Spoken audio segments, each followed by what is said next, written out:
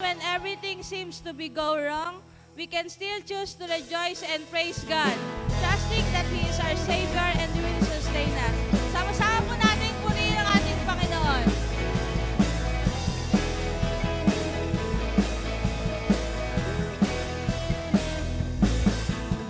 Nangamba sa kawalan, pagpapala mo'y laging daan, di matatakot sa panganib, pagkat naririyan ka palagi, di matitilang sa pagsubok, ang pagsama mo'y tiyak at tubos, di mapipigil sa pag-awit, pagkat ikaw ay mabuti.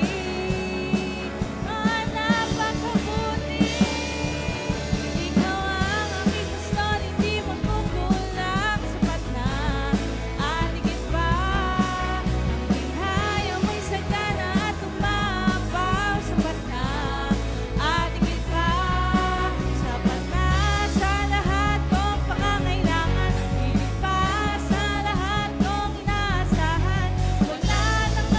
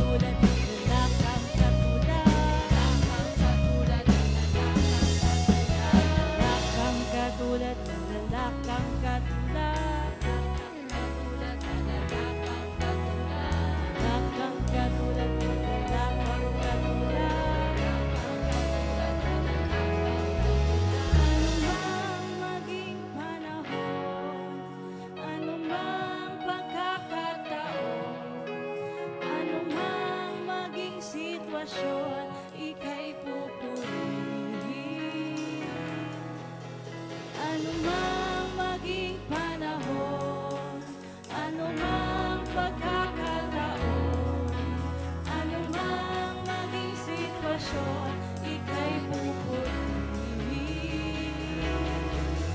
Ano mang maging panahon, ano mang pagkakataon, ano mang maging sitwasyon, ika'y pupurihin.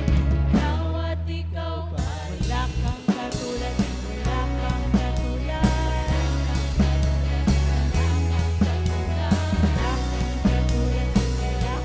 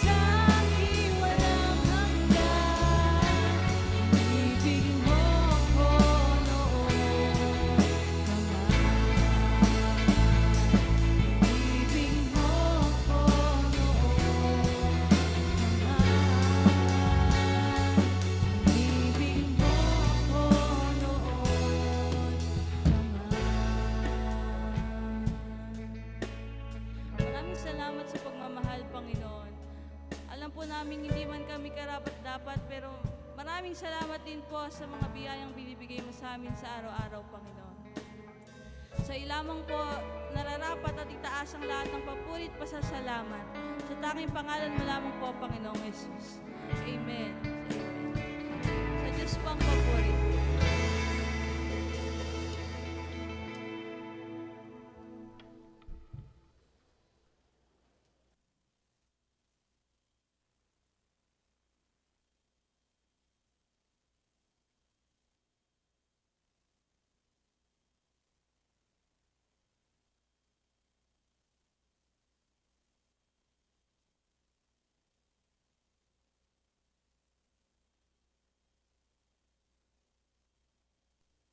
Check. Praise. Yan, isang mapagpalang umaga po sa ating lahat, mga kapatid. Pakibati nga po ng katabi ninyo. Sabihin niyo po sa katabi niyo, Happy Lord's Day sa iyo, kapatid. Sige po, sabihin niyo po sa katabi niyo, kaliwa, kanan, harap at likod. Sabihin niyo po, Happy Lord's Day sa iyo, kapatid. Ayan. Purihin po ang Panginoon. At bago po tayo magsimula, gusto ko po muna kayong tanungin ng ilang mga personal na katanungan, mga kapatid. Kung ngayong araw pong ito, ang huling araw ng ating buhay, or kung ngayong araw po ang huling araw natin sa buhay, kung ngayong araw na po ang huling araw ng buhay natin sa mundong ito, sigurado na po ba tayong papunta tayo sa langit? Kung halimbawa ngayong sandali pong ito, kung halimbawa ngayong sandali pong ito, ay haharap po tayo sa ating Panginoong Hesus, at tatanungin niya po tayo ng ganitong katanungan, bakit kita papapasukin sa aking kaharian? Ano po kaya marahil ang isasagot natin, mga kapatid?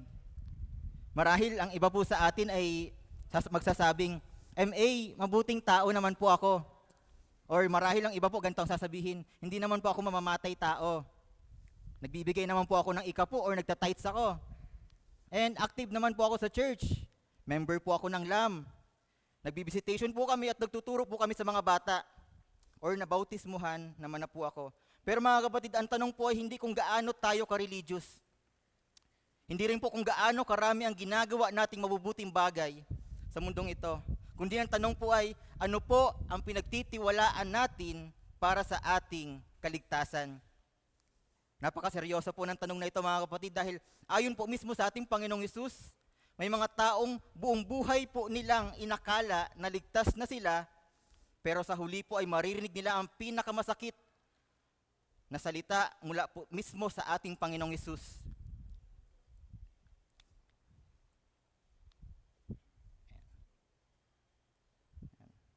Next slide po. Yan. Ito pong sinabi po ng ating Panginoon Hesus, nandiyan po sa talata.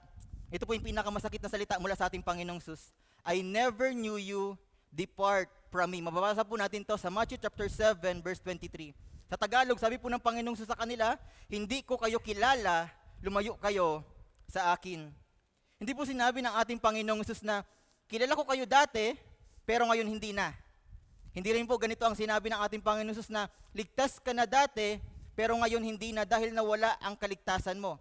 Hindi po ganun ang sinabi ng ating Panginoon Hesus, mga kapatid, kundi ang sinabi niya po, I never knew you. Hindi ko kayo kailanman nakilala or kilala. And mamaya po ating hihimayin, ano pong ibig sabihin ng talatang iyon.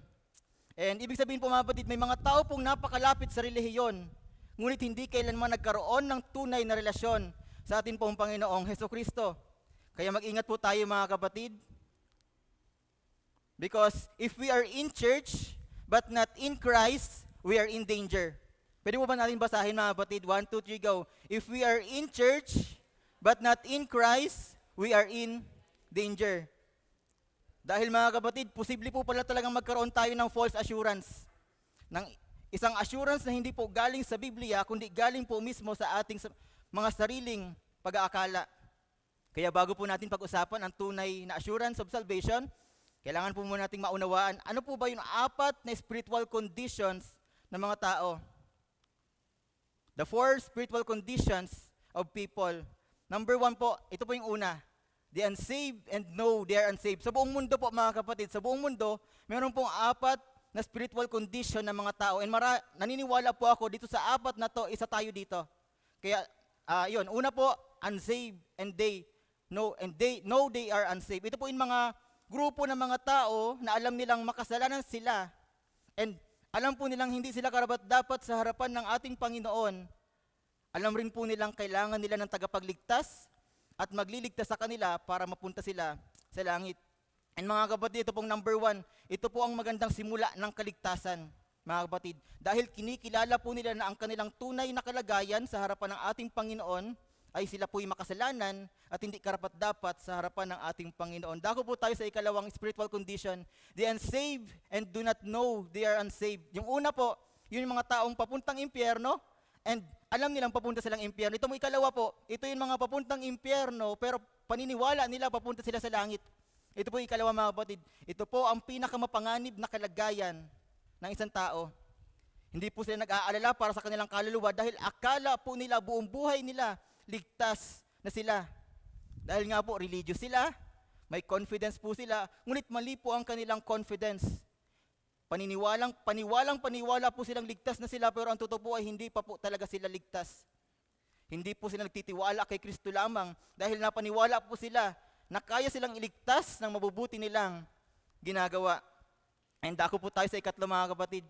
Ito naman po yung grupo ng mga tao na ligtas, papuntang langit, and malinaw sa kanila na ligtas na talaga sila, na papunta sila sa langit. Ito po yung mga tao, na grupo ng mga tao, hindi po sila perfecto, linawin natin. Ito pong ikatlo, na mga papunta sa langit at malinaw sa kanilang papunta sila sa langit, they are not perfect, mga kapatid. Hindi po sila perfecto. Nagkakasala rin po sila, kagaya natin. Pero ang kanila pong assurance or katiyakan para po sa kanilang kaligtasan ay hindi po nakasalalay sa kanilang performance, kundi sa natapos na ginawa ng atin pong Panginoong Jesucristo sa krus ng Kalbaryo. And dako po tayo sa ikaapat, the saved and they not know they are saved. Ito po yung grupo ng mga tao na ligtas din sila, papuntang langit, pero di nila alam na ligtas na pala sila. May mga doubt. Yan, may mga tunay na mananampalataya po, mga kapatid, na dumaraan sa fear, guilt, doubt, or spiritual discouragement pansamantala. Ngunit hindi po ibig sabihin nito na hindi na sila ligtas or wala po silang kaligtasan. Ang problema po ay hindi ang pagkawala ng kaligtasan, kundi ang pagkawala ng assurance. Kaya mga kapatid, kung titingnan po natin sa apat na spiritual conditions na ito, or kalagayang spiritual, kung titingnan po natin ang ating mga spiritual condition ngayon, alin po kaya dito sa apat na ito yung tayo mapupunta or makakategorize? Doon po ba sa mga aware na papunta silang impyerno, pero talagang papunta silang impyerno, pero nagpapakumbaba sila sa harapan ng Panginoon? Ikalawa, yung mga papuntang impyerno, pero para sa kanila ligtas na sila, pero mali po yung pinangahawakan nila. Pangatlo, mga papuntang langit, pero alam nilang papunta sila sa langit. At ikaapat, yung mga taong papunta sa langit, pero hindi pa nila alam na ligtas na sila dahil sa mga doubt. Kaya, kumapatid, kung nandun po tayo sa number 1, ano po yung number 1? Yung mga papuntang impyerno at alam nilang papunta sa impyerno. Okay lang po yun, mga kapatid, kung nandun tayo sa number 1. Dahil lahat po talaga tayo ay dapat dyan magsimula.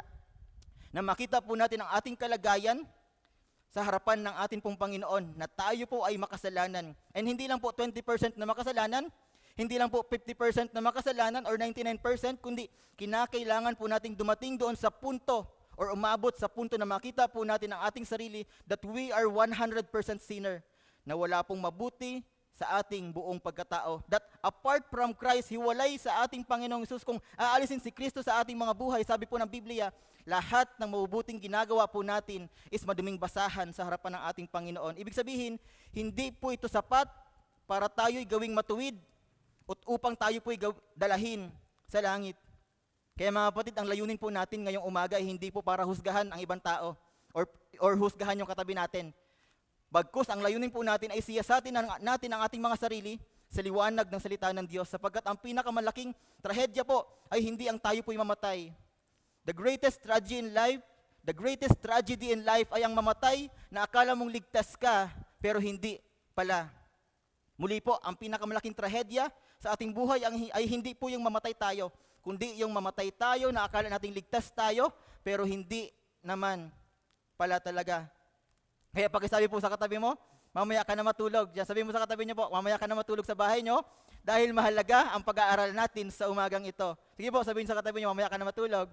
Ayan, purihin po ang Panginoon. At ang pamagat po ng ating pag-aaralan is faith check. Ayan, pakisabi nga po, faith check. Sa mga tumatayo po dito sa unahan, sa mga lam, di po ba? Bago po sila tumugtog or ng rehearsal or bago mag-start yung service, sila po ay sa sound check. Sinisiguro po nila na maayos yung mga sound. And sa atin naman pong pag-devotion, or kapag tayo po ay nagla-life group or nakikinig sa salita ng Diyos, tayo po ay nag-heart check. Kaya ngayon po, sa atin naman pong, kaya ngayon po, pananampalataya naman po natin ang ating i-check mga kapatid. Kamusta po ang ating mga pananampalataya? Maari po, and ang teksto po ng ating pag-aaralan sa umagang ito, mababasa po natin, Mateo chapter 7, verse 21 to 23. Maari po tayo sandaling tumayo mga kapatid bilang pagbibigay galang po sa salita ng ating Panginoon. Samahan niyo po akong basahin ito na may paggalang mga kapatid. Simulan po natin, magbibilang po ako ng 3. 1, 2, 3, go!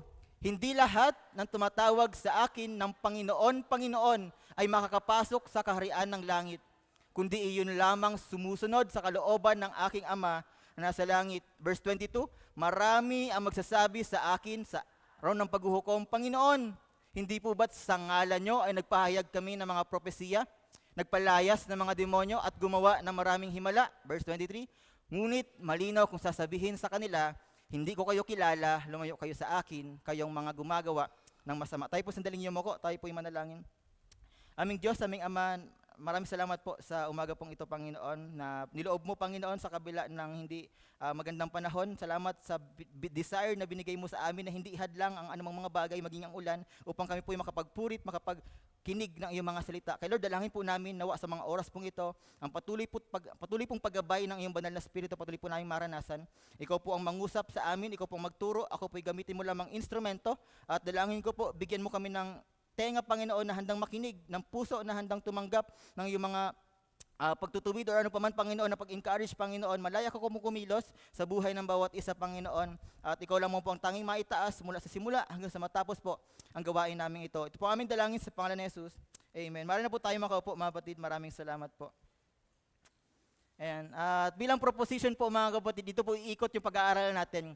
Bilang proposition po, ang tunay na kaligtasan ay hindi nakabatay sa relihiyon, mabubuting gawa o mga ritual, kundi sa tunay na pananampalataya lamang sa ating Panginoong Jesucristo. Muli po, basahin ko. Ang tunay na kaligtasan ay hindi nakabatay sa relihiyon, mabubuting gawa o mga ritual, kundi sa tunay na pananampalataya lamang sa ating pong Panginoong Jesucristo. Kaya sa umaga pong ito, ang pag-aaralan po natin is kung paano nga po ba natin maiiwasan ang false assurance of salvation, and paano naman po tayo magkakaroon ng biblical assurance of salvation. Samahan niyo po ako, mga kapatid, na alamin ang dalawang katotohanang itinuturo ng banal na kasulatan ng ating pong Panginoon. Ang una po is yung kailangan po nating tanggihan ang mga maling pundasyon ng kaligtasan. At ikalawa po, kailangan naman po nating maunawaan kung ano nga po ba ang tunay na pananampalatayang nakapagliligtas. At bilang unang puntos po, reject the false foundations of salvation. Reject the false foundation of salvation. Mababasa po natin to, Matthew chapter 7 verse 21 to 23. Hindi lahat ng tumatawag sa akin ng Panginoon, Panginoon ay makapasok sa kaharian ng langit, kundi iyon lamang sumusunod sa kalooban ng aking Ama sa langit. Verse 22, marami ang magsasabi sa akin sa araw ng paghukom, Panginoon, hindi po ba't sa ngalan nyo ay nagpahayag kami ng propesiya, nagpalayas ng mga demonyo at gumawa ng mga himala? Napansin niyo po ba, mga kapatid, doon sa verse 21, sabi nila Panginoon, Panginoon. Pag verse 22, Panginoon. And hindi po sinabi ng ating Panginoong Sus na itong mga taong ito is atheist. Ano po yung sabi ng atheist? Ito po yung mga taong hindi naniniwala sa ating Diyos. Kaya hindi po atheist itong mga taong ito, mga kapatid. And hindi rin po sila mga pagano. Ano po yung pagano? Sumasamba sa iba't ibang mga Diyos-Diyosan. Dahil malinaw pong binanggit sa talata na tinatawag pa po nilang Lord, Lord o Panginoon, Panginoon ang atin pong Panginoong Jesus. Ibig sabihin po, itong mga taong ito na nagsasabi kay Jesus, Panginoon, Panginoon, is kagaya rin po natin sila, mga kapatid. Nasa church every Sunday, sumasambat, nagpupuri sa ating Panginoon at naglilingkod sa ating pong Panginoon. May mga ministeryo po sila, may mga ginagawa po sila para sa kaharian ng ating Panginoon, pero sa huli po ay hindi pa rin sila nakapasok sa kaharian ng ating pong Panginoon. Ano po kaya yung dahilan? Ito po kasi yung verse ng mga kapatid. Pag sinerge nyo po, ito po yung pinaka nakakatakot daw na verse. Marami pong takot na takot sa verse na to. Kasi po, pag di natin ito naintindihan, talagang matatakot tayo. Kasi isipin mo, imagine po natin, kung yung mga nagpropesiya, nagpalayas ng demonyo, gumawa ng mga himala, hindi nakapasok sa kaharian ng langit, ano pa po kaya tayo? Na marahil baka di pa po tayo nakakapagpalayas ng demonyo, baka di pa po tayo nakakagawa ng himala. Pero kung isipin natin na kung good works ang basihan, sila, bakit andito sila, ba't di sila nakapasok? Tayo nandito lang, kaya matatakot po talaga tayo. Kaya sa umaga pong ito, pag-aaral natin kung ano nga po ba talagang totoong kahulugan ng talatang ito. And ito rin po mga kapatid, ay dahilan sa mali ang pundasyon ng kanila pong assurance. Bakit hindi sila nakapasok sa karayaan ng langit? Dahil nga po mali ang pundasyon ng kanila pong assurance or katiyakan para sa kanilang kaligtasan. And hanggang ngayon po mga kapatid, mayroon pa rin pong mga tatlong maling paniniwala na nagbibigay false assurance sa maraming tao. Tatlong maling paniniwala na nagbibigay ng false assurance or maling katiyakan para sa ating kaligtasan. Una po, the universalism. Familiar po ba dito mga kapatid? Universalism. Ito po yung grupo ito yung ang tinuturo po nila, lahat ng tao ay mapupunta sa langit. Mga kapatid, ito po yung tinuturo nila. Ang universalism po ay nagtuturo na sa huli, lahat ng tao ay maliligtas. And naniniwala po silang yung mga mapupunta sa impyerno, after nila mamatay, is balang araw mapupunta rin daw po sa langit. Ganun po yung mga itinuturo nila mga kapatid. And as in yun po ang itinuturo nila. Pag namatay daw po ang tao, yung mga mapupuntang impyerno, darating ang time na mapupunta rin sila sa langit. Yun po ang maling aral na tinuturo po ng universalism. And kung aaminin po natin mga kapatid, napakaganda pong pakinggan ito. Napakaganda pong pakinggan yung ganong katotohanan, yung ganong katuruan. Kasi nga po, imagine, okay pala yun na namumuhay ka sa kasalanan, yung mga bisyo, yung mga mali mong ginagawa, huwag mong bibitawan, langit ka pa rin mapupunta. Kasi po, maganda po talaga siyang pakinggan, pero yan nga po ay isang maling katuruan. Ito po ay, yung mga maling katuruan na kailangan po nating i-reject. Pero hindi po ito ang itinuturo, hindi po ito ang itinuturo ng banal na kasulatan ng ating Panginoong Hesus. Paulit-ulit po nagturo ang ating Panginoong Hesus patungkol sa eternal judgment. Dahil kung totoo po talaga na lahat ng tao ay maliligtas sa huli, bakit pa po kailangan ng ating Panginoong Hesus na mamatay sa krus? Kung totoo po yun na lahat naman pala tayo papunta sa langit, bakit pa po namatay ang ating Panginoong Hesus sa krus ng Kalbaryo? Bakit pa po siya nagbigay ng mga babala patungkol sa impyerno? Pag binasa po natin Matthew, Mark, Luke, and John, mababasa po natin doon si Jesus, pinapangaral niya, merong impyerno. Totoo ang impyerno. Nagbibigay po siya ng warning ng mga babala. Bakit niya po sinabi na may makitid na daan at may malawak na daan? Matthew chapter 7. Kaya mga kapatid, ang tunay pong pag-ibig ay nagsasabi ng katotohanan. Hindi po natin pinapangaral ang impyerno para takutin ang mga tao. Linawin lang po natin. Hindi po natin pinipreach yung impyerno para takutin ang mga tao. Ipinapangaral po natin ito dahil ipinangaral rin po ito mismo ng ating Panginoong Hesukristo. At dahil mayroon po tunay na panganib, yun po yung katotohanan. Totoo ang impyerno. And dahil mayroon nga pong tunay na panganib, mayroon rin pong tunay na kaligtasan sa ating pong Panginoong Hesukristo. Bilang application po sa subpoint letter A, kung ang iniisip po natin ngayon ay lahat naman ay maliligtas sa bandang huli, mawawala po ang urgency ng repentance and faith sa ating pong Panginoong Hesukristo. And ngayong malinaw na po sa atin na hindi pala totoo yung nangangaral about universalism na hindi naman pala talaga totoong lahat ng tao ay mapupunta sa langit. Alamin naman po natin mga kapatid, ano nga po ba yung isa pang uri ng maling katuruan na lumalaganap po sa panahon natin ngayon na nagiging sanhi ng pagkakaroon ng false assurance ng napakarami pong mga tao. Ikalawa po, legalism. Ito po yung isa pang maling katuruan na laganap po ngayon. Talagang hanggang sa panahon po natin ngayon. Ito po ang pangalawang maling pundasyon, ang legalism. Ito po ang paniniwalang ang tao ay maliligtas sa pamamagitan ng kanyang mabubuting gawa. Ang katuruang nagsasabi na lahat ng tao ay maliligtas sa pamamagitan ng kanyang mabubuting gawa. Ganito po ang problema mga kapatid, ganito po ang problema ng mga Pariseo mga kapatid. Akala po nila, sapat ang paggawa ng mabubuting bagay or mga gawain. Hanggang ngayon, marami pa rin pong ganito ang paniniwala mga kapatid. Narinig niyo na po ba yung mga ganitong salita mga kapatid? May narinig po ba kayo nagsabi ng ganito? Or marahil baka tayo po mismo nagsasabi ng ganito. Sa langit naman ako mapupunta kasi mabuting tao naman ako. Hindi naman ako gumagawa ng malaking kasalanan gaya ng iba, kaya sa langit ako mapupunta. Nagbibigay naman ako ng tithes and offering sa church, kaya sa langit ako mapupunta. Active ako sa ministry, marami naman akong natulungang mga tao, kaya ligtas na yata ako. Ilan lang po yun mga kapatid sa mga sinasabi ng mga taong napaniwala sa maling katuruan na yun or maling paniniwala na yan mga kapatid na patungkol nga po sa legalism. Pero tandaan po natin mga kapatid, good works are the fruit of salvation, not the root of salvation. Ang mabubuting gawa po natin ay bunga ng kaligtasan, ng ating kaligtasan, hindi po ito ang dahilan kung bakit tayo naliligtas. Kagaya po ng nasabi ni Pastor naman nakaraan, and kagaya rin po na sinasabi ng banal na kasulatan ng ating Panginoon, hindi po tayo gumagawa ng mabuti para maligtas, kundi dahil ligtas na tayo, gumagawa po tayo ng mabuti.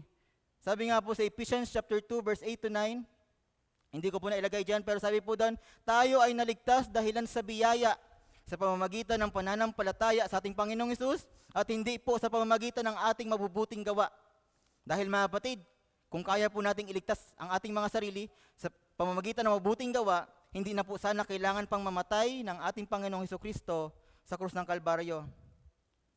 And ngayong alam na rin po natin mga kapatid, yung una, universalism, maling katuruan na nagsasabing lahat naman mapupunta sa langit, mali po yon. Ikalawang katuruan, legalism, na maliligtas tayo na mabubuti nating ginagawa. Dako po tayo sa ikatlong maling katuluan, ang sacerdotalism, error about the means of salvation. Ito po ang paniniwalang ang mga sakramento daw po ang pangunahing paraan upang matanggap o mapanatili ang kaligtasan. Ito po yung ikatlong maling katuruan mga kapatid.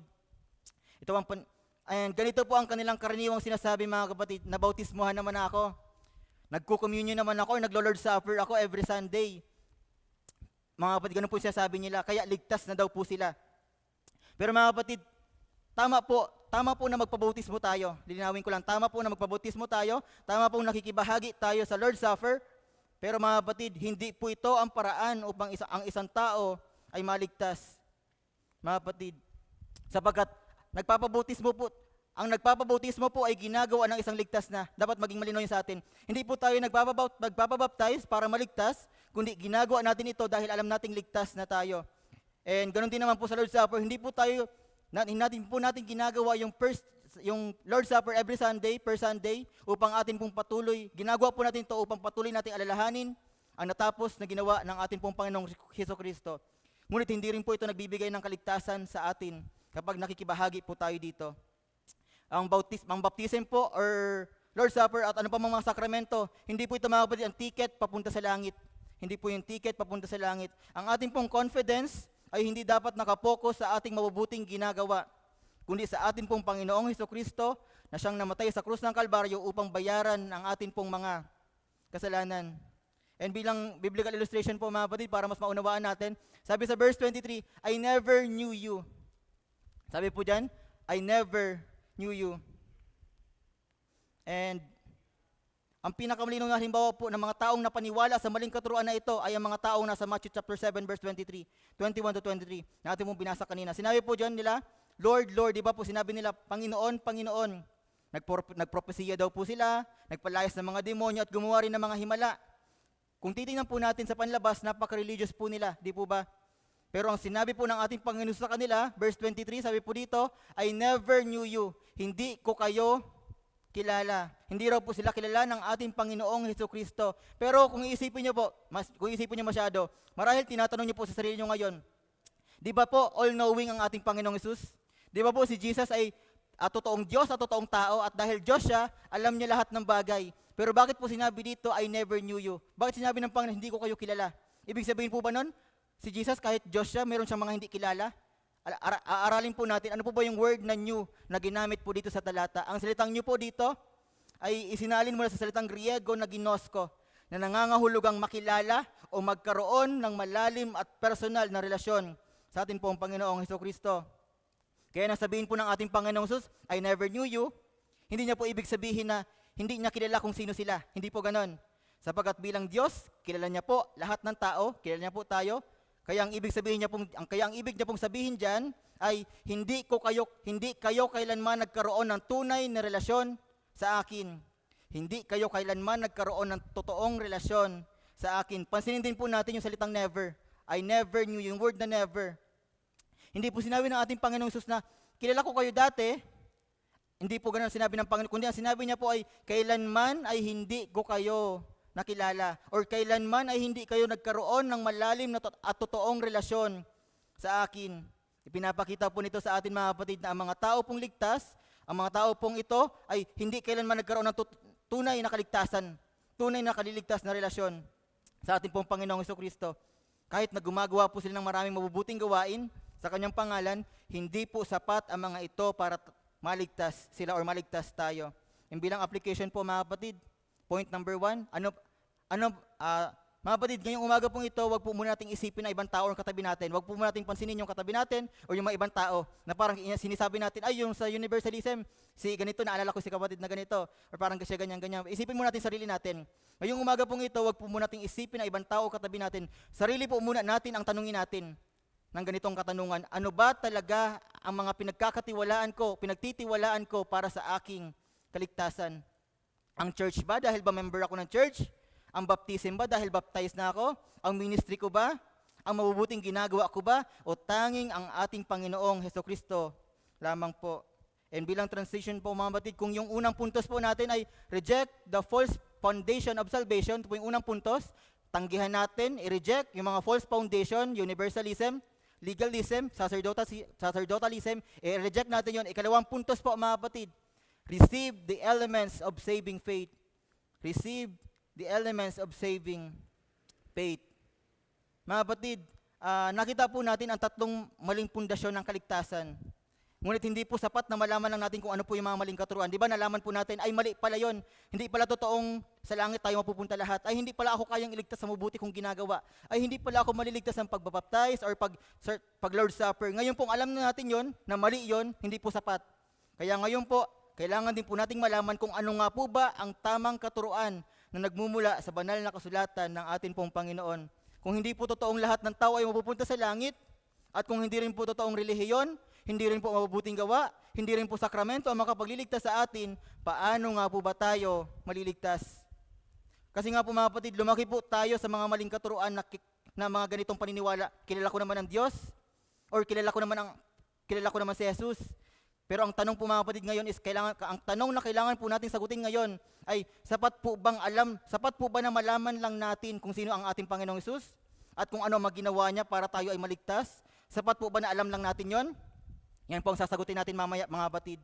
And sa theology po ng salvation, sa theology po mga kapatid, mayroon pong tatlong mahalagang elemento ang saving faith o ang pananampalatayang nakapagliligtas. The three elements of saving faith. Ang una po is notitia or knowing. Hindi po ito, mga kapatid, ito pong tatlong elemento ng saving faith, yung notitia, assensus, and fiducia. Ito pong itong tatlong elementong ito mga kapatid, hindi po ito tatlong magkakaibang uri ng pananampalataya. Lilinawin lang po natin. Hindi po siya tatlong magkakaibang uri ng pananampalataya, kundi tatlong mahalagang bahagi ng iisang tunay na pananampalatayang nakapagliligtas. Muli po, hindi po ito tatlong magkakaibang uri ng pananampalataya, kundi tatlong mahalagang bahagi ng iisang tunay na pananampalatayang nakapagliligtas. Unang elemento po, notitia. Ang unang elemento pong ito ay tinatawag nating notitia or knowing the truth. Sabi po dito, ito po yung notitia, assensus, and fiducia. Yan po yung kanina. And ito po, notitia. Mabasa po natin sa Romans chapter 10 verse 17. Ayon po sa isinulat ni Apostol Pablo para sa mga mananampalataya sa Romans 10:17. Sabi po niya, faith comes from hearing, and hearing through the word of Christ. Ang pananampalataya daw po ay nagsisimula sa pakikinig ng salita ng atin pong Panginoon.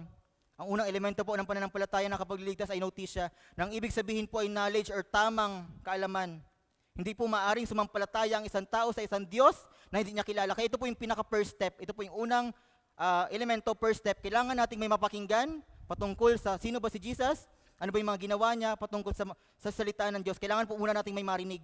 Sapagkat hindi maaring sumampalataya ang isang tao nang hindi niya kilala ang kanyang sinasampalatayanan. Kaya napakahalaga po mga kapatid ng pangaral ng Ebanghelyo. Dito po natin ma-appreciate yung kahalagahan ng pangaral ng gospel na sapagkat kailangan pong malaman ng mga taong wala pang pagkakilala sa ating Panginoong Hesus kung sino ba talaga ang ating Panginoong Hesus.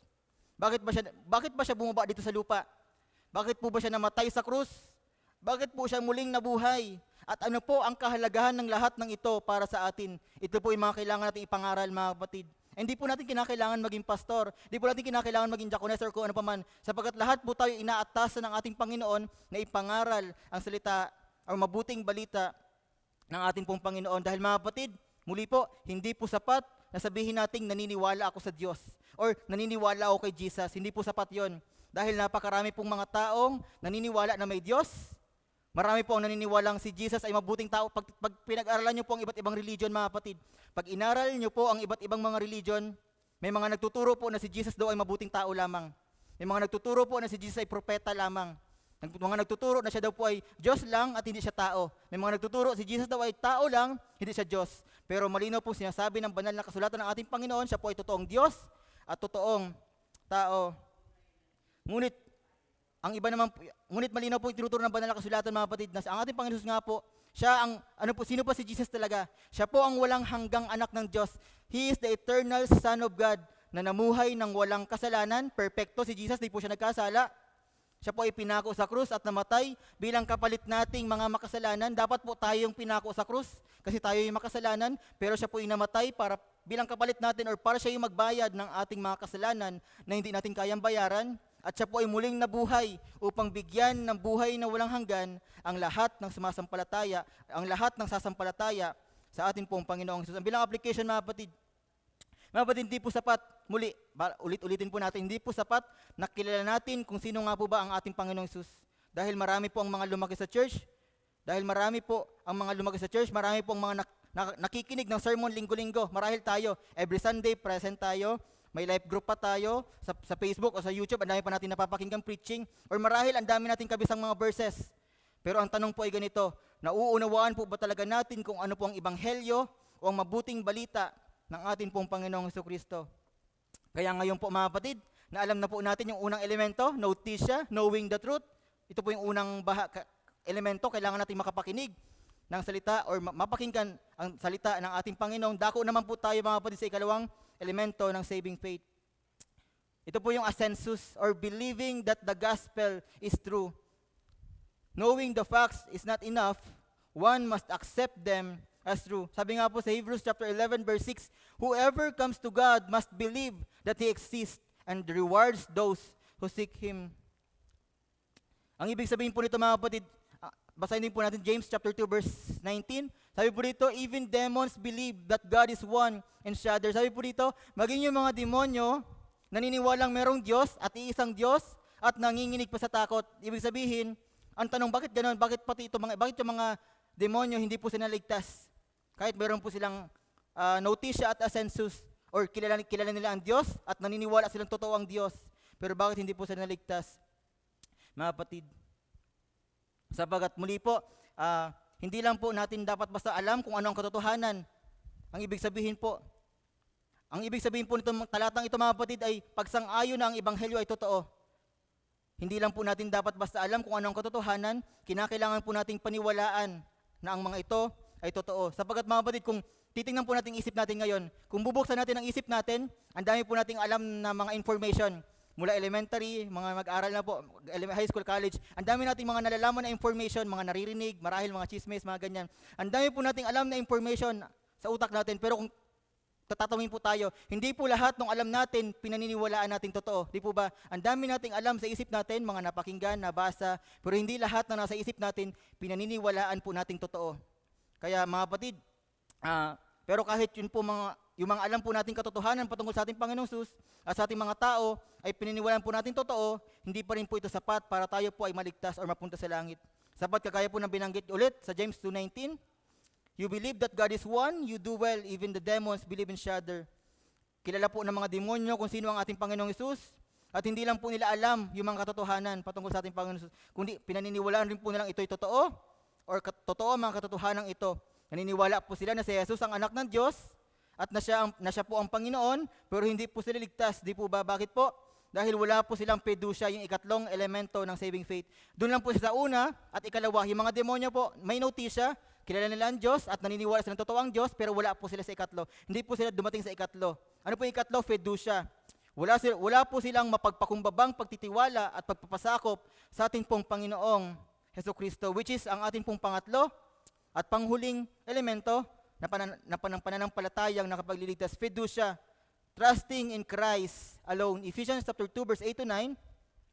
Ang pananampalatayang nakapagliligtas daw po, mga kapatid, or saving faith, ay ganap na ipapakita kapag ang isang tao ay buong pusong ipinagkakatiwala ang kanya pong sarili sa ating pong Panginoong Jesucristo lamang para sa kanyang kaligtasan. Sabi nga po dito sa talata, sa Efeso chapter 2 verse 8 to 9, sapagkat dahil sa biyaya kayo ay naligtas sa pamamagitan ng pananampalataya at ito'y hindi mula sa inyong sarili, ito'y kaloob ng Diyos, hindi dahil sa mga gawa, upang walang sino man ang makapagmalaki. Ang kaligtasan po, mga kapatid, ay kaloob ng Diyos. Kailangan po nating maunawaan yon. Ang kaligtasan po is kaloob ng Diyos. Regalo, libreng ibinibigay. Ang gagawin na lang natin, tanggapin, paniwalaan, panampalatayanan. Ang kaligtasan po ng Diyos ay kaloob ng Diyos at tinatanggap sa pamagitan ng pananampalataya at hindi sa sariling pagsisikap or mabubuting gawa. Basahin rin po natin Filipos chapter 3 verse 9b. Sabi po dito, hindi na ako nagtitiwala na ako'y magiging matuwid sa pagsunod sa kautusan, kundi saan na daw po siya nagtitiwala? Sa pananampalataya kay Kristo. Ang pagiging matuwid na ito ay kaloob ng Diyos dahil sa pananampalataya. Ang tunay na pananampalataya po, mga kapatid, ay hindi nagtitiwala sa sariling kabutihan, kundi kay Kristo lamang. And ito po ang puso ng saving faith, mga kapatid. Ito po ang puso ng saving faith. Ang fiducia po ay personal nating pagtitiwala sa ating Panginoong Hesukristo lamang. Kasi nga po may mga maling katuruan na sinasabi nila, naniniwala naman po sila sa Panginoong Hesus, pero ginadagdagan pa nila ng mabubuting gawa para sila ay maligtas. Parang sinasabi nila na, Lord, hindi sapat yung ginawa mo, dadagdagan ko pa ng mabubuting gawa para siguradong langit ako. Pero ang fiducia po, mga kapatid, ay ang personal nating pagtitiwala sa ating Panginoong Hesukristo lamang. Kagaya po ng binanggit natin kanina, ang kaligtasan po ay ang mabubuting gawa po ay hindi bunga sabi po doon, hindi po tayo gumagawa ng mabuti para maligtas, kundi dahil ligtas na tayo, kaya po tayo gumagawa ng mabuti. Kumbaga, hindi lang po dapat natin alam, hindi lang po dapat tayo naniniwala, kundi tayo po ay nagtitiwala dapat na talaga sa Kanya bilang ating pong nag-iisang tagapagligtas. Ito po ang pagkakaiba ng isang taong religious at ng isang totoong mananampalataya ng ating pong Panginoong Hesus. Dahil magkaiba po ang naniniwala sa nagtitiwala. Kailangan po nating maunawaan yan. Iba po yung naniniwala sa nagtitiwala. Ang religious po ay nagtitiwala sa kanyang sariling mabubuting gawa. Yun po yung mga religious. Para po sa mga religious, mapupunta ako sa langit kasi nagsisimba naman ako, nagpipray naman ako, nagbabasa naman ako ng Bible. Yun po yung paniniwala ng mga religious. Nakaasa sila, nakatingin sila sa mabubuti na lang ginagawa. Pero po, sabi dito, ang tunay na mananampalataya ng ating Panginoong Jesucristo ay nagtitiwala talaga ng totoo sa ating pong Panginoong Jesucristo lamang para sila po ay maligtas. Sinasabi nila, yes, may mga ginawa akong mabuti, pero hindi ko pagmamalaki sa harapan ng Panginoon. Lord, mamaya po, papunta tayo doon. Kapag tinanong po natin ang isang totoong mananampalataya ng ating Panginoong Jesucristo, kunyari po, pagtatanungin po natin ang isang totoong mananampalataya ng ating Panginoong Jesucristo ng ganitong katanungan, bakit ka papapasukin ng Diyos sa langit? Hindi po sasabihin ng totoong mananampalataya na dahil mabuting tao ako, mapupunta ako sa langit kasi mabuting tao ako. Hindi po ganoon ang sasabihin niya. Hindi niya rin po sasabihin, active ako sa church may ministry ako, nagtatites ako, member ako ng church. Hindi po ganoon ang sasabihin ng isang totoong mananampalataya ng ating Panginoon sa mga kapatid. Ang sasabihin niya po ay ganito, marahil parang ganito. Sasabihin niya, hindi ko po deserve diyan sa langit. Kung mayroon man po akong deserve, yun ay impyerno. Pero di ba po, Panginoong Hesus, di ba sinabi mo po sa iyong mga salita, sino mang manampalataya sa iyo ay mayroong buhay na walang hanggan at naniniwala po ako dito na totoong iyon, kaya't akin pong ipinagkakatiwala ang buhay ko sa inyo ngayon. In short, parang kung isa-summarize po natin, parang ganito lang pong sinasabi nila. Ganito po ang pinaka-sinasabi ng isang totoong mananampalataya. Sinasabi po nila, Panginoon, inaamin ko pong ako'y makasalanan. Inaamin ko pong ako'y makasalanan. At hindi ko po kayang iligtas ang aking sarili. Ngunit salamat po dahil niligtas mo po ako. Yun ang po sasabihin nila. Ang sasabihin po nila ay ganito. Sabi dyan. Yan, basahin po natin. Yan, Panginoong Hesus, advance na po pala tayo. Pero, ayan, sinasabi po nila, Panginoon, ito po yung sinasabi ng mga totoong mananampalataya, Panginoon, inaamin ko pong ako ay makasalanan at hindi ko po kayang iligtas ang aking sarili. Ngunit salamat po dahil niligtas mo po ako. Andun yung pagtitiwala nila. Ano po? And iyon po ang saving faith, mga kapatid, ang pananampalatayang nakapagliligtas. Muli po, ang fiducia ay hindi lamang po paniniwala na totoo ang ating Panginoong Hesus. Yung po ang fiducia. Hindi po paniniwalang totoo ang ating Panginoong Hesus lamang. Ito po ay ang buong pusong pagtitiwala sa ating Panginoong Hesus lamang para sa kapatawaran ng ating pong mga kasalanan at buhay na walang hanggan. Bilang conclusion po, mga kapatid, yan. Balikan po natin yung tanong kanina bago po tayo magsimula. Ayan, di ba po yung tanong kanina? Kung ngayong araw po ay haharap tayo sa ating pong Panginoong Hesus at tatanungin tayo ng bakit niya tayo papapasukin sa kanyang kaharian? Ano po kayang isasagot natin? Kung tatanungin tayo ni Lord, bakit kita papapasukin sa aking kaharian? Ano po kaya ang isasagot natin mga kapatid? Matapos po nating malaman, pag-aralan yung mga katotohanan ito mula sa banal na kasulatan ng ating pong Panginoong Sus. Kung ang sagot po natin, matapos nating mapakinggan yon, tapos ang sagot pa rin natin ngayon ay, kung ang sagot nyo pa rin po ay tungkol sa mga ginawa nyo or tungkol sa mga ginagawa nyo, di ba yun po yung tanong, bakit kita papapasukin sa aking kaharian? Kung ang sagot pa rin po natin ngayon, matapos nating malaman yung mga katotohanan yon, kung ang sagot pa rin po natin, ay kasi mabuting tao ako eh. Or kasi marami akong ginawang mabuti. Pag ganun pa rin po ang sagot natin mga kapatid, nakakalungkot man pong sabihin, pero impyerno po ang punta natin. Sapagkat kung ganun pa rin po ang sagot natin. Ngunit kung ang sagot naman po natin ay mga kapatid, ganito, Panginoon, inaamin ko pong ako ay makasalanan at di ko po kayang iligtas ang aking sarili. Ngunit salamat po dahil niligtas mo po ako. Iyon po ang puso ng saving faith mga kapatid. Muli po, tandaan po natin yung 4 na spiritual condition. Yung 4 na spiritual condition po. Yung conclusion po, 4 na spiritual condition.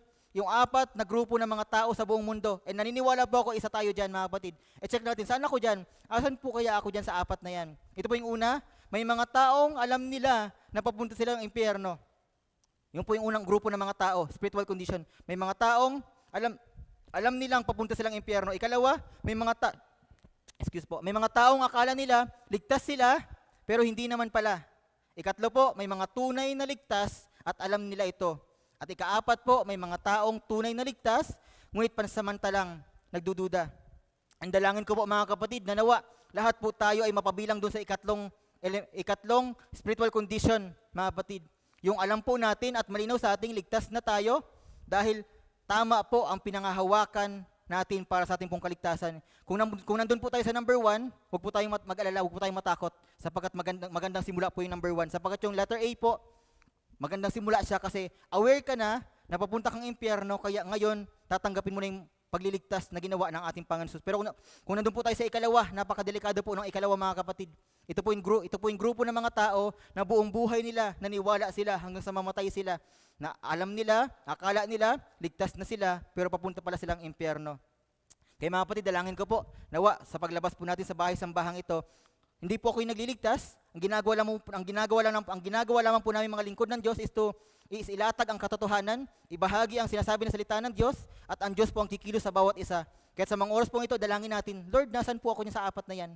Kung nasa number 1 po tayo, number 2, or number 4, dalangin natin na, Lord, tulungan mo akong makarating doon sa ikatlo, na talagang alam kong ligtas ako, at malinaw sa akin totoong talagang ligtas ako. And bilang challenge po mga kapatid, para po sa mga hindi pa sigurado kung sa langit po or sa impyerno po ba talaga kayo mapupunta. Ayan, para po sa mga hindi pa sigurado kung sa langit or sa impyerno po kayo mapupunta. Ito po mga kapatid. Ayan. Pwede niyo pong sundan ang panalangin ito mga kapatid ng totoo po sa inyong mga puso. Muli po, para sa mga tao na naririto, di ko po alam ang laman ng puso ng bawat isa. Hindi ko po, yon. Ang Diyos lang po ang nakakaalam at tayo mismo. Tayo po ba, nagda-doubt pa rin po ba tayo? Kung mamamatay po ba tayo mamaya or bukas sa sunod na linggo or taon? Meron na po ba tayong kaligtasan? Or andun tayo sa point na, di ko pa rin alam kung langit ba ako or impyerno. Sa mga oras pong ito, nangungusap po ang ating Panginoon Jesus, pwede po natin ipag-pray ang panalangin ito mga kapatid. Pero ipag-pray po natin ang totoo sa ating mga puso. Kasi po, imagine natin nakaharap natin ang ating Panginoong Jesus at alam niya yung buong buhay natin. Kasi po, napakaganda po ng pag-ibig sa atin ng ating Panginoong Jesus because He knows us at our worst. Yung mga panahon, yung mga deepest secret natin, yung mga darkest secret natin na hindi natin binabanggit sa mga tao. Lahat ng yon, habang ginagawa natin yung kasalanan na yon, habang ginagawa natin yung mga yon, nakikita tayo ng Panginoong Jesus. Kumbaga, hayag lahat sa ating Panginoong Jesus. Wala tayong matatago sa Kanya. Kaya wag po tayo, ipanalangin po natin ito ng totoo sa harapan ng ating Panginoong Jesus na imagine po natin na totoo sa ating mga puso.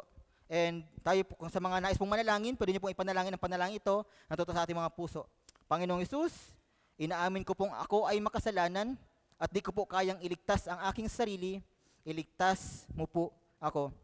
And para naman po mga kapatid, sa mga kapatid po natin dito na naririto, na sinasabi po ninyo marahil, simula pa ng preaching natin kanina, title pa lang sinabi niyo na, di ko naman kailangan yung message na yan kasi ligtas na ako. Di ko kailangan yung preaching na yan. Mga kapatid, kung tayo po sinasabi natin ligtas na tayo, para po sa mga mananampalataya na naririto, ang inyo po bang, ito po yung tanong natin sa sarili natin, ang inyo po bang pananampalataya ay nakikita sa inyong pagsunod, kabanalan at pagmamahal sa Diyos at sa ating kapwa? I-check natin, kung sinasabi kong ligtas na Kung sinasabi kong ligtas na ako, nakikita ba ito sa aking pagsunod, sa aking kabanalan, at sa pagmamahal sa Diyos at sa aking kapwa? Ito po ikalawang tanong, ibinabahagi niyo po ba ang mabuting balita ng ating Panginoong Hesukristo? Sapagkat naniniwala po ako mga kapatid, na yung totoo nakatanggap ng mabuting balita ng ating Panginoong Jesus, hindi niyo po ipagkakait yun. Talagang gagawin niya po lahat, di niya pa naman alam kung paano i-share. Meron siyang puso na mag-invite. I-invite niya yung mga kapatid niya, magulang niya. And yung po mga kapatid, patuloy po tayong magtiwala sa ating pong Panginoong Hesukristo lamang.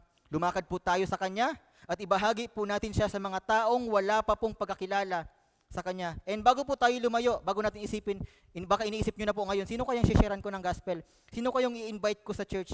Bago po tayo lumayo, our family is our first ministry mga kapatid. Our family is our first ministry. Bago po tayo lumabas, doon muna po tayo sa tahanan natin. Tanong natin, yung magulang ko ba ligtas na? Yung asawa ko ba ligtas na? Yung mga anak ko ba is ligtas na talaga? Yung kapatid ko ba, yung lolo, lola, mga tito, tita, pinsan ko po ba ay ligtas na? Wag po nawa mga kapatid na dumating yung panahon na iiyak sila sa harapan natin at sasabihin, alam mo pala kung paano mapupunta sa langit. Bakit hindi mo sinabi o ibinahagi sa akin? Muli po, wag po nawang dumating yung panahon sa araw ng paghuhukom o pagdating ng ating Panginoong Hesus, lahat tayo haharap sa Panginoon. Wag po nawang dumating yung panahon mga kapatid na iiyak yung mga mahal natin sa buhay at sasabihin nila, alam mo pala kung paano mapunta sa langit. Bakit hindi mo sinabi o binahagi sa akin? At tayo po yung manalangin mga kapatid, po sandaling yumako.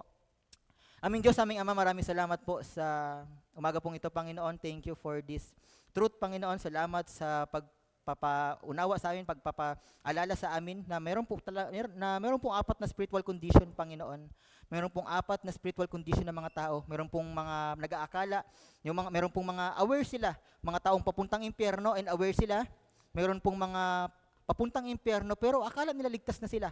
And meron rin naman po, Panginoon, na alam nilang papunta sila sa langit at aware sila. And meron din naman pong papuntang langit pero hindi po nila alam. Lord, dalangin ko po, Panginoon, ikaw po ang nakakaalam and ang bawat isa sa amin, alam po namin yon kung nasaan po kami sa apat na spiritual condition na ito. Dalangin po namin, Panginoon, na wag na kaming matigas pa.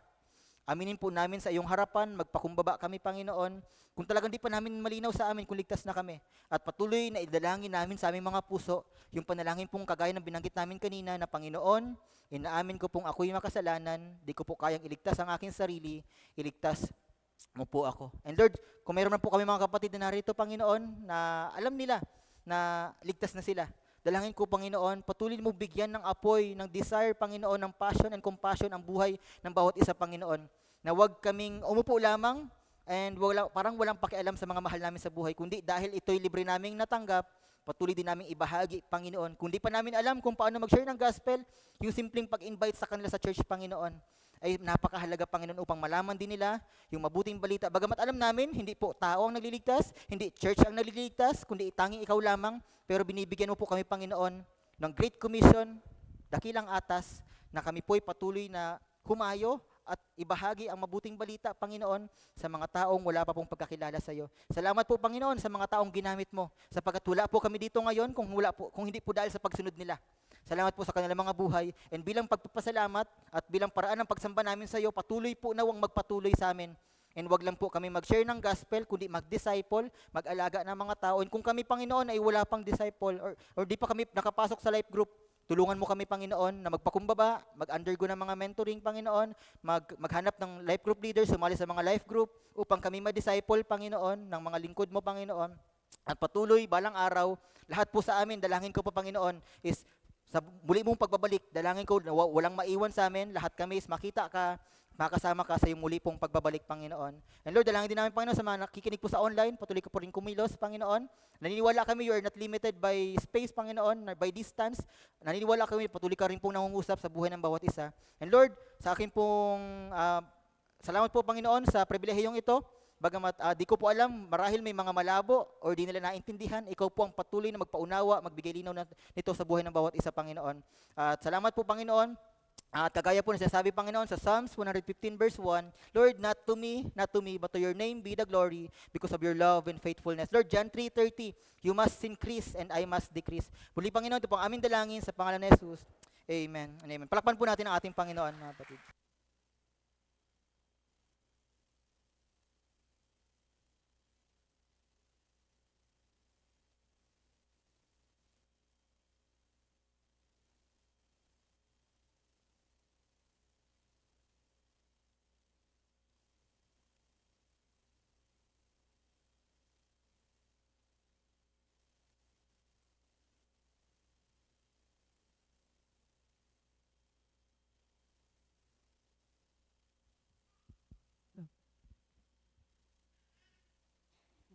Sige po, tayo pong lahat ay tumayo at dadako po tayo sa ating offering prayer.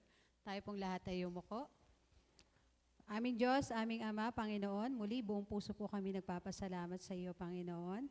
We thank you, Father God, sa mensahe na aming pong narinig. Thank you, Father God, for saving us, Panginoon, sa pamamagitan po ng aming Panginoong Yesus. At Lord, sa araw na to, with a grateful heart, matagpuan mo, Panginoon, yung mga puso namin na nagagalak, na nagbabalik sa iyo, Panginoon, ng pasasalamat sa pamamagitan po ng paghahandog ng aming tithes and offering. And we thank you, Father God, sa patuloy na pagpapala mo po sa aming mga hanap buhay, sa aming mga negosyo, Panginoon, sa mga patuloy na pag-sustain mo, Lord, sa aming mga hapagkainan. We thank you, Father God, sa kalakasan, sa protection, at Lord, sa lahat po ng ito, ikaw, Panginoon, ang may gawa. Kaya, Lord, maraming salamat po sa iyong grace sa buhay po ng bawat isa sa amin. We thank you, Father God, in Jesus' name. Amen.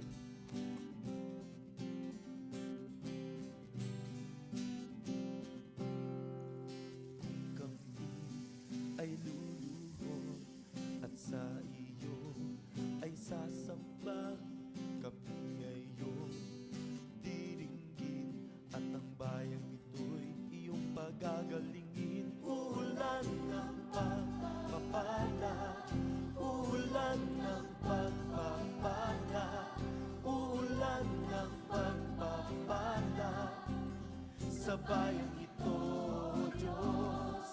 Ulan ng pagpapala, ulan ng pagpapala, ulan ng pagpapala sa bayang ito, Diyos. O Diyos,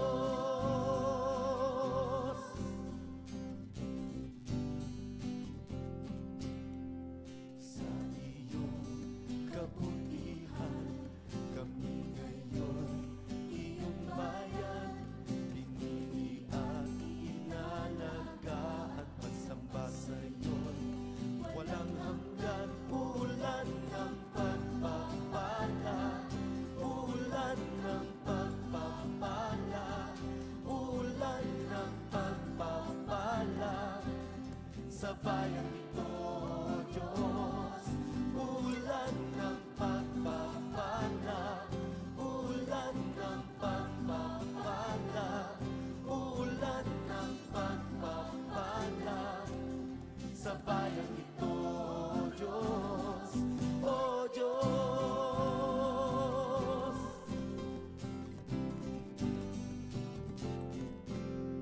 kami ngayon nagkakaisa upang sumamba, pasalamatan ka.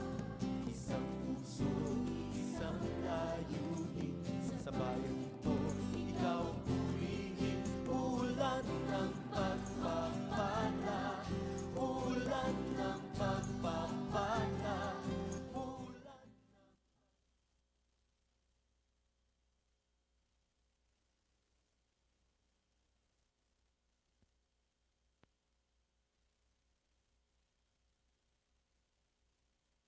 Ayan. Maulang umaga po mga kapatid. Ayan. Po ng bawat isa, no? So, nevertheless, we have to be grateful to God for having us this wonderful day. Sige po, tayo po tayo lahat. Pray po tayo. Muli po, Ama, aming ipinapahayag ang aming pagkilala at pagtanaw ng utang na loob.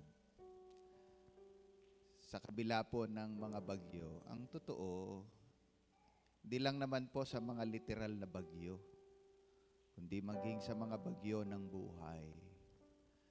With all those crises, challenges, and circumstances, we appreciate because you sustain, you provided, you protected each one of us. The mere fact na magkakasama kami ngayong umaga, kapahayagan, katotohanan ng iyong awa at habag at ng iyong kagandahang loob. Ipinagpapasalamat po namin na hindi kayang pigilan maging ng sama ng panahon. Sa tingin lang naman po namin yon na sama ito ng panahon. Hindi po kayang pigilan maging ng sama ng mga sirkumstansya ng buhay. ang katotohanan ng iyong mga salita na nagsasabi, the steadfast love of the Lord never ceases. His mercies never comes to an end. They are new every morning. Great is thy faithfulness. Tulungan mo lang po kami, katulad po ng aral na aming napakinggan. Ituon ang aming buong pananaw, ilaan ang aming buong buhay sa aming Panginoong Hesukristo na umibig sa amin at nag-alay ng kanyang buhay para sa amin. Payagan mo rin po ang buhay po namin. Hindi lamang po nakaranas at nakatanggap ng kaligtasan, kundi magpatuloy kaming nabubuhay sa kabanalan, namumuhi, tumatalikod sa mga kasalanan, sa mga likong pamumuhay, sa mga bagay na hindi po magbibigay karangalan at kaluwalhatian sa iyo. Tulungan mo pong ang buhay namin maging mabangong samyo na handog sa iyo.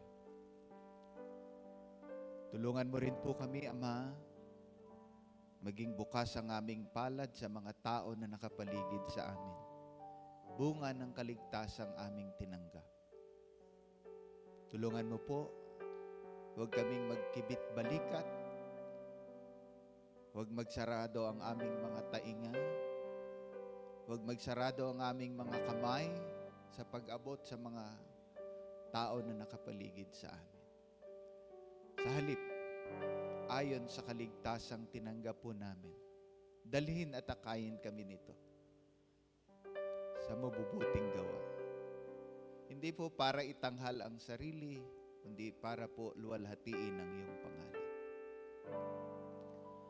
Especially, yun nga po, sa kaganapan sa aming bansa.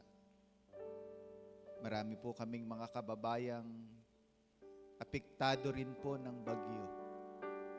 Pero hindi lang naman po bagyong ito, kundi iba't ibang mga bunga ng korupsyon. Lord, give us that burden. Give us that desire to take part para po maramdaman at maranasan din nila ang katotohanan ng iyong pag-ibig. Sa pagkakataong ito, of course, nakikibahagi kami sa mga kapatid po naming sumapit sa kanilang kaarawan at anibersaryo ng kanilang kasal. Nakikigalak po kami sa kanila. Sinasamahan po namin sila sa pananampalataya o pagpapasalamat sa iyo. Nakikiisa po kami sa pagtanaw ng utang na loob sa iyo. Na sa nagdaang taon, you sustain, you bless, you protect, you provided for them. At ang panalangin po namin ay patuloy ka pa pong mahayag sa kanila maging sa panibagong taon ng kanilang buhay, maging sa panibagong taon ng pagsasama. Ang iyong biyaya at pag-ibig pa rin ang patuloy na magbuklod sa mag-asawa at sa panibagong kaarawan o taon ng kaarawan. Patuloy pa rin nilang piliing gamitin ang buhay sa paglilingkod sa iyo. Nakikibahagi din po kami sa mga kapatid naming naririto sa Bulwagan at sila nakaisa po namin online sa iba't ibang mga kahilingan, sa iba't ibang mga pasanin, sa iba't ibang mga hamon din na kanilang pinagdadaanan. Lord, katagpuin mo po sila. Papagtibayin, patunayan mo po sa kanila, hindi ka po madamot ng totoo.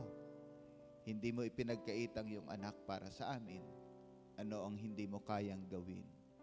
Tulungan mo lang po kaming maniwala at sumampalataya. Alam mo ang ginagawa mo.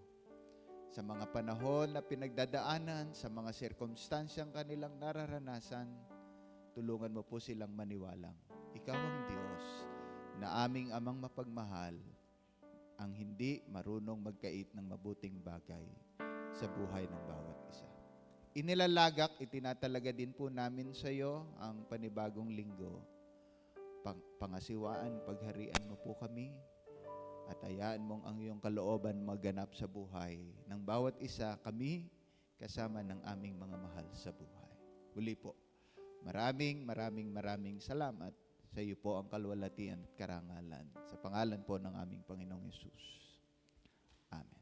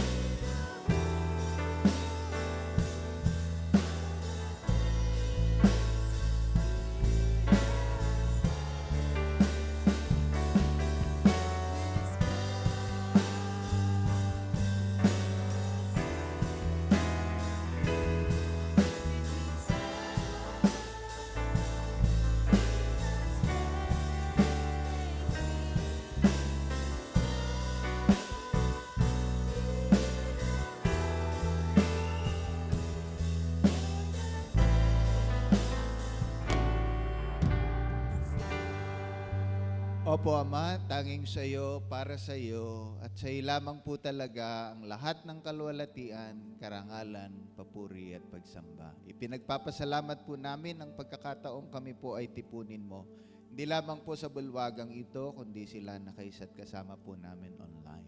Kalaki po nito, nakikiusap po kami na sa pansamantalang pagtatapos, pansamantalang pag-iwahiwalay. Igawad mo po ang iyong basbas at pagpapala sa pagtataas ng kamay ng iyong anak. Mga kapatid, pagpalain pa kayo ng Panginoon at ingatan. Paliwanagin pa ng Panginoon ang kanyang mukha sa inyo at mahabag pa sa inyo. Ilinga pa ng Panginoon ang kanyang mukha sa inyo at bigyan kayo ng lalo pang kalakasan, kalusugan, kasaganaan, pagtatagumpay, ngayon at sa harapin ng inyong buhay, kasama ng inyong mga mahal sa buhay, hanggang sa tayo ay tawagin niya sa kanyang kalwalatian. Sa pangalan ng Ama, ng Anak at ng Espiritu Santo, tayo pong lahat ay sama-sama magsabi ng Amen at Amen. Magandang umaga po mga kapatid.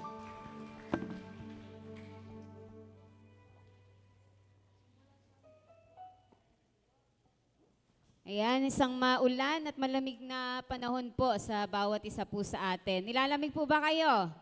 Ayan, sobrang lamig po. So, salamat po sa malamig na panahon. Ilang announcement lang po para sa bawat isa po sa atin. Wala? wala palang announcement. O, sige po, binilinan po ako ng may announce. So, sige po, sa susunod na linggo lamang po ang atin pong magiging announcement. Sama-sama po ulit tayong umawit sa Panginoon, sa panguna po ng atin pong mga kapatid.